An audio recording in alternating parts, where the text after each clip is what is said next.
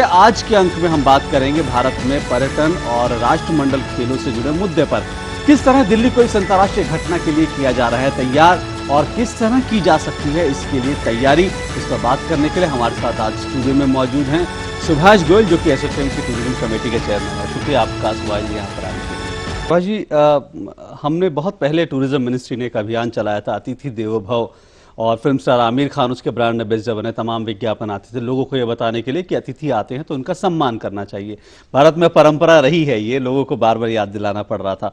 सवाल ये कि अब ये कोड ऑफ कंडक्ट लाया गया है, इसके क्या क्या खास आपको लग रहा है कि क्यों इसकी जरूरत पड़ी हाल में जो केस हुआ उनको देखते हुए? नहीं, देखिए, कोड ऑफ कंडक्ट लाया गया, बहुत अच्छी बात है, पर कोड ऑफ कंडक्ट लाना एक चीज है और उसको एनफोर्स करना एक दूसरी चीज है। लॉ पहले भी हैं, एंटी बैगिंग एक्ट है दिल्ली के अंदर, पर जब विदेशी पर्यटक आता है तो हर रेड लाइट के ऊपर आपको बैगर्स मिलते हैं। आप जितनी मर्जी सुंदर बिल्डिंगें कर लें, जब विदेशी टूरिस्ट भारत में आएगा और वर्ल्ड क्लास एयरपोर्ट से निकलेगा, कल वर्ल्ड क्लास एयरपोर्ट की इनॉग्रेशन है, तो वो तो बहुत अच्छी बात है। एवरी इंडियन फील्स प्राउड कि इतना जबरदस्त एयरपोर्ट बना है, पर जब एयरपोर्ट के बाहर निकलेगा और उसको रेड लाइट पे आधे नंगे, हाथ कटे हुए, गरीब और बड़ी 10 दिन से नहाए ना हो, इस तरीके के नज़ारे देखने को मिलेंगे, तो जो कुछ भी हमने करा है उस सब पे पानी फिर जाएगा। क्योंकि आप कोड ऑफ कंडक्ट ले आइए, बहुत अच्छा है, पर उसको इंप्लीमेंट करिए। Implementation is the name of the game. आप कॉमनवेल्थ के नाम पे आपने हजारों करोड़ों रुपया टैक्स पेयर का खर्च कर दिया, पर अगर एटीट्यूड में लोगों के फर्क नहीं आया, अगर ट्रैफिक पुलिस का व्यवहार ठीक नहीं हुआ, इमिग्रेशन कस्टम्स के व्यवहार में काफी इंप्रूवमेंट है, बट स्टिल बाकी कंट्रीज के मुकाबले में हमारी इमिग्रेशन में और इम्प्रूवमेंट की जरूरत है। आपको लगता है कि क्योंकि हम कॉमनवेल्थ गेम के संदर्भ में बात कर रहे हैं, जबकि इतने सारे टूरिस्ट दुनिया भर से यहाँ पर आएंगे, तो जब चीन में जब ओलंपिक खेल हुए थे तो बहुत तमाम खबरें आती थी कि वहाँ लोगों को ट्रेंड किया जा रहा है कि विदेशी टूरिस्ट आए तो उनके सामने किस तरह से आप पेश होंगे। हालांकि हमारे यहाँ भी कुछ वॉलंटियर्स लिए गए हैं जो काम करेंगे, लेकिन आपको लगता है लोगों को भी और ज्यादा इसमें ट्रेनिंग देने की जरूरत थी? नहीं, हमारे यहाँ भी काफी वॉलंटियर्स की ट्रेनिंग हो रही है और काफी इंस्टीट्यूशंस, कुछ इंस्टीट्यूशंस में मैंने भी जाके लेक्चर दिए हैं स्टूडेंट्स को, तो वो काफ़ी तेज पैमाने पे तैयारियां चल रही हैं। पर उसके अलावा आप देखिए, चाइना में जब आपने कहा कि ओलंपिक्स हुए तो 1 साल पहले पूरा इंफ्रास्ट्रक्चर तैयार था। हमारा इंफ्रास्ट्रक्चर में हर डेडलाइन बढ़ती जा रही है और आज 190 के करीब दिन रह गए हैं और 100 से भी कम दिन रह गए। हाँ, 100 से भी कम दिन रह गए, तो अभी भी मतलब फिनिशिंग टचेस, कनॉट प्लेस का इतना बुरा हाल है कि मुझे नहीं लगता कि कॉमनवेल्थ गेम तक उसमें सरकार दावा करती है, और हम अब फिलहाल जिस तेजी से काम चल रहा है हम भी ये मान के चल रहे हैं कि चलिए देर सवेर जो है उस समय तक हो जाएगा। पर सवाल जो टूरिस्टों के हैं, हम अप्रोच की जो मुख्य मुद्दा जो आज का है, आप इस कोड ऑफ कंडक्ट में आप इसको कैसे देख रहे हैं? आप कह रहे हैं कि लॉ हैं पहले भी, उनको इंप्लीमेंट करने की बात है, तो क्या आप इसको कोड ऑफ कंडक्ट को लाने में ही आप देख रहे हैं कि ये आधे मन से लाया गया? आपको लगता है कि कोड ऑफ कंडक्ट ठीक है, पर उसको अब लागू कैसे करना सरकार के सामने चुनौती है? क्योंकि कोड ऑफ कंडक्ट तो होना चाहिए और लॉज हमारे काफी एंटी डिल्यूवियन है, प्री इंडिपेंडेंस एरियाज के कुछ लॉज हैं, उनमें बदलाव की जरूरत थी, ये बहुत अच्छा है। पर कोड ऑफ कंडक्ट इंप्लीमेंटेट कैसे होगा, उसका क्या डेडलाइन है, और इंप्लीमेंट नहीं हुआ तो उसकी क्या पनिशमेंट है, तो ये भी होना बहुत ज़रूरी है। क्योंकि जब तक इंप्लीमेंटेशन मैकेनिज्म नहीं है, जब तक कोड ऑफ कंडक्ट का कोई मतलब नहीं है। किस तरह से इंप्लीमेंटेशन मैकेनिज्म क्या होना चाहिए? अभी तक तो हम लोग इस पूरे मामले में लेकर पुलिस पे पूरी तरह से निर्भर रहता है, हालांकि टूरिस्ट पुलिस की भी परिकल्पना कई जगह होती है। नहीं, देखिए, आप क्यों ये सफ़ेदियाँ और क्यों ये कनॉट प्लेस को फेस लिफ्ट और क्यों ये कर रहे हैं? क्योंकि जिस तरीके से घर में ब्याह होता है और घर को सवारा लाइटें लगा के करा जाता है, तो इसी तरीके से कॉमनवेल्थ गेम्स एक ब्याह की तरह है। हालांकि गेम्स तो कुछ दिन चलेंगे अक्टूबर में और उसके बाद ये इंफ्रास्ट्रक्चर रह जाएगा, तो ये बड़ी अच्छी बात है, ये एक पॉजिटिव साइन है। पर ये जो इंफ्रास्ट्रक्चर है, ये जो आप कर रहे हैं, ये आप लेजिस्लेशन लेकर आए हैं, तो जो नसूर बन के हमारे पूरी इंफ्रास्ट्रक्चर पे हर रेड लाइट के ऊपर बैगर्स हैं जी, इसका एज इंडस्ट्री प्रेसिडेंट भी मेरी लेफ्टिनेंट गवर्नर के साथ, पुलिस कमिश्नर्स के साथ मीटिंग्स हो चुकी हैं, पर और कई साल पहले मीटिंग्स हुई थी, उस टाइम कॉमनवेल्थ गेम का कोई वो भी नहीं था जी। तो अभी तक ये चीज़ इम्प्लीमेंट नहीं हुई। तो हमें सिर्फ गवर्नमेंट की जिम्मेवारी नहीं है, पब्लिक की भी जिम्मेवारी है।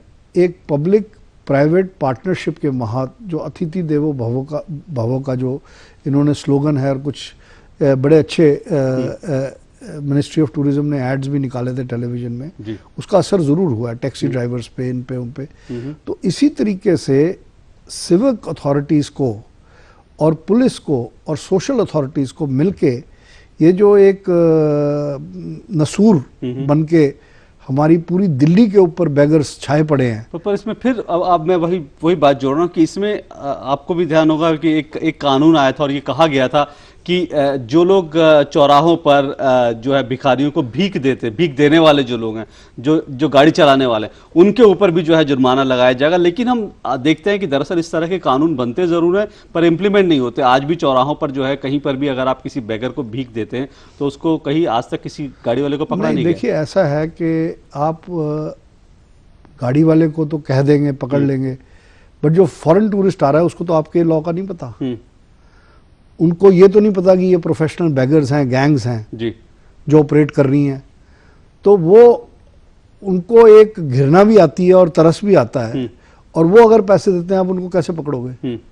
एक तरफ तो आप करोड़ों रुपया टूरिज्म प्रमोशन पे और ब्यूटिफिकेशन पे लगा रहे हो, और दूसरा जो नजर बट्टू हैं इनको आप खत्म नहीं कर रहे। तो ये जो लोग हैं दरअसल इनको क्या आपको लगता है कि इनको रिहेबिलिटेट करना चाहिए? अगर आप मानते हैं कि ये एक बड़ी समस्या है, सरकार ने रिहेबिलिटेशन सेंटर्स बनाए हुए हैं, बेगर्स होम बनाए हुए हैं, राइट, और वहाँ पर खाना भी इन लोगों को फ्री मिलता है, रहने की भी व्यवस्था है। पर क्योंकि ये एक धंधा बन चुका है और ये कुछ एंटी सोशल एलिमेंट्स का एक कनाइवेंस है, एक वो है, और उसमें ये पनप रहा है। तो ये और टाउट्स का जो रेलवे स्टेशन पे, एयरपोर्ट्स पे जो टाउट्स हैं, जो हाईजैक कर ले हैं, जो इंसिडेंट्स हुए हैं, वो सिर्फ इसी वजह से हैं कि किसी आदमी ने रेप करा या मिसबिहेव करा, उसको पनिशमेंट नहीं मिली जी। अब दुर्भाग्य की बात है कि जो टेररिस्ट ने टूरिस्ट होटल्स पे और इधर पे अटैक करा था, हमारी पार्लियामेंट पे भी अटैक करा था, उन लोगों को अभी तक पनिशमेंट इंप्लीमेंट नहीं हुई।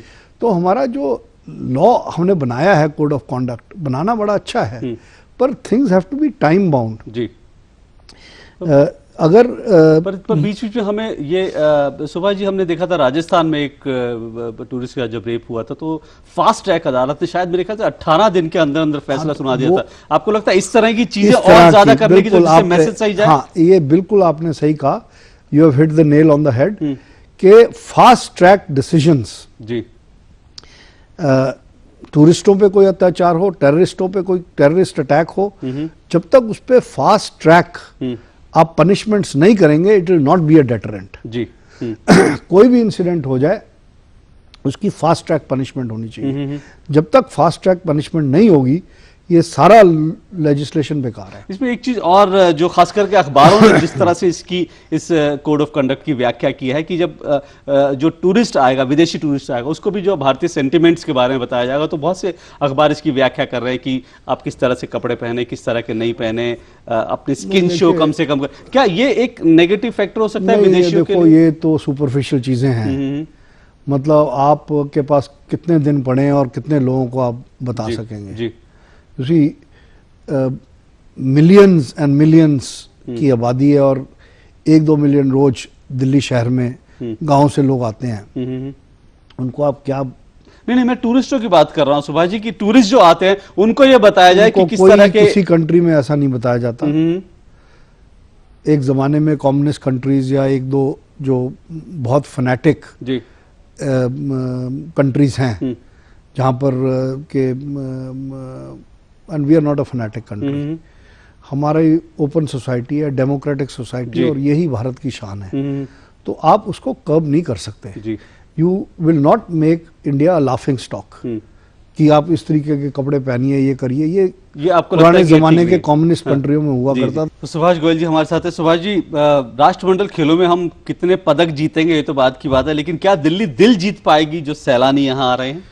हमारी सबकी कोशिश यही है कि दिल्ली दिल जीत पाए, और क्योंकि पूरी वर्ल्ड का मीडिया कॉमनवेल्थ गेम्स के टाइम पे होगा, तो कम से come first impression is the last impression. Airport तो कमाल का बन गया है, और जो एयरपोर्ट में मेट्रो का कनेक्शन है वो भी मोरलेस तैयार है, और जो एयरपोर्ट से लीडिंग रोड्स हैं वो भी सारे तैयार हैं। स्टेडियम्स को फिनिशिंग टचेस दिए जा रहे हैं, और भारत में एक हम लोगों को एग्ज़ाम से एक दिन पहले पढ़ने की जो आदत है तो उसकी वजह से we are keeping our fingers crossed. हर दिल्ली का नागरिक, दिल्ली वासी, और हम लोगों की जिनकी पैदाइश दिल्ली में है, तो हम तो चाहते हैं कि दिल्ली जो हिंदुस्तान का दिल है पूरी दुनिया का दिल बन के रह जाए, और इसका हर नागरिक का प्रयास है। मेरा तो एक हिंदुस्तान टाइम्स में कॉलम भी था, Delhi the gateway to India. तो हमारी कोशिश यही है कि सबकी, टूरिज्म इंडस्ट्री की भी, होटलियर्स की भी, टूर ऑपरेटर्स की भी, गवर्नमेंट की भी, और जितने भी गवर्नमेंट अप्रूव टूरिस्ट गाइड्स हैं उनकी भी, कि हम we keep our best foot forward. और इसके लिए एक पब्लिक प्राइवेट पार्टनरशिप होनी ज़रूरी है।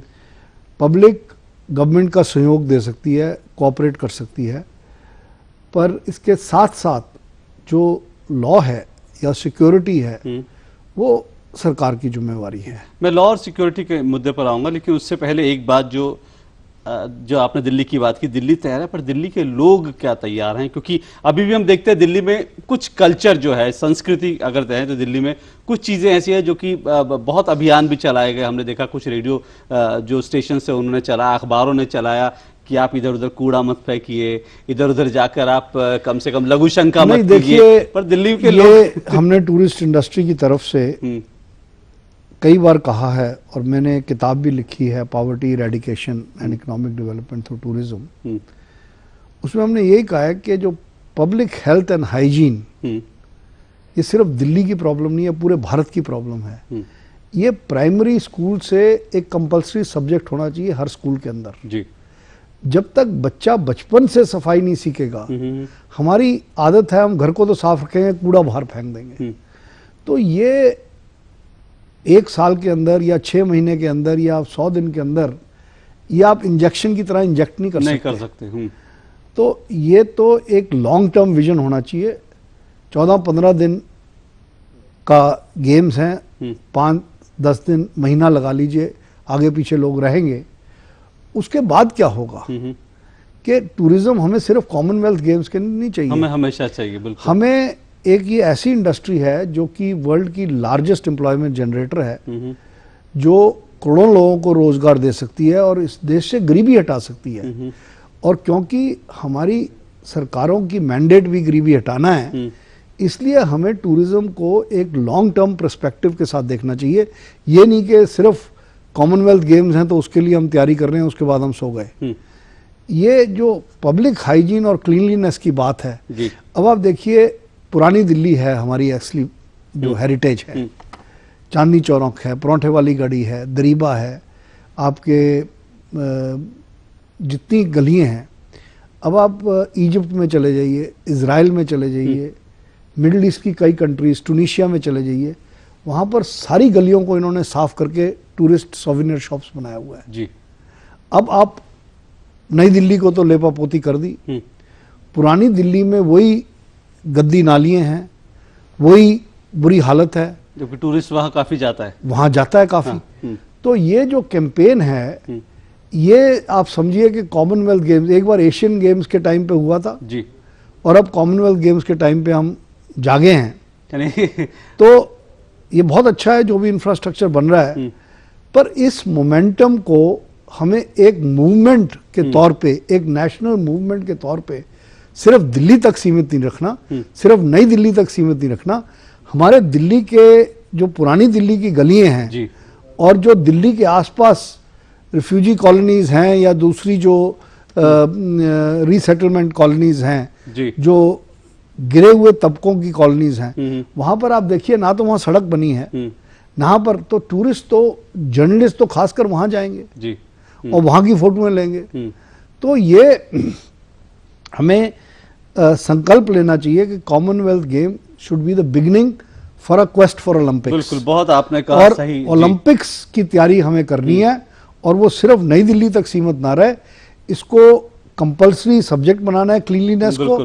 पब्लिक हेल्थ एंड हाइजीन जब तक हमारे सारे गवर्नमेंट स्कूल्स में नहीं और सारे पब्लिक स्कूल्स में कंपल्सरी सब्जेक्ट नहीं होगा और बच्चों के अंदर ये चीज नहीं होगी, तब तक जाहिर तौर पर आपने बिल्कुल सही कहा। ये जो मोमेंट है, इसको जो है एक अभियान के रूप में बनाना चाहिए हमको। चलते चलते आखिर में हाइजीन की आपने बात की, साफ सफाई की बात की, सुरक्षा एक बड़ा मुद्दा रहता है, क्योंकि हमने देखा था पिछले दिनों भारत में जब आतंकवादी हमले हुए थे तो कई देशों ने एडवाइजरी जारी कर दी थी अपने देशों को, अपने टूरिस्टों को कि इन शहरों में किस किस तरह की एहतियात बरते हैं। तो सुरक्षा को लेकर किस तरह की सावधानियां बरती जानी चाहिए? चलते रहते देखिए, सुरक्षा के लिए तो गवर्नमेंट तो अपनी तरफ से, होटल्स भी अपनी तरफ से काफ़ी चेकिंग और काफ़ी, हमें थोड़ा इलेक्ट्रॉनिक सर्विलेंस और क्लोज सर्किट टीवी कैमरास, जिस तरीके से यूके में जब टेररिस्ट अटैक हुआ तो अंडरग्राउंड में क्लोज सर्किट टैग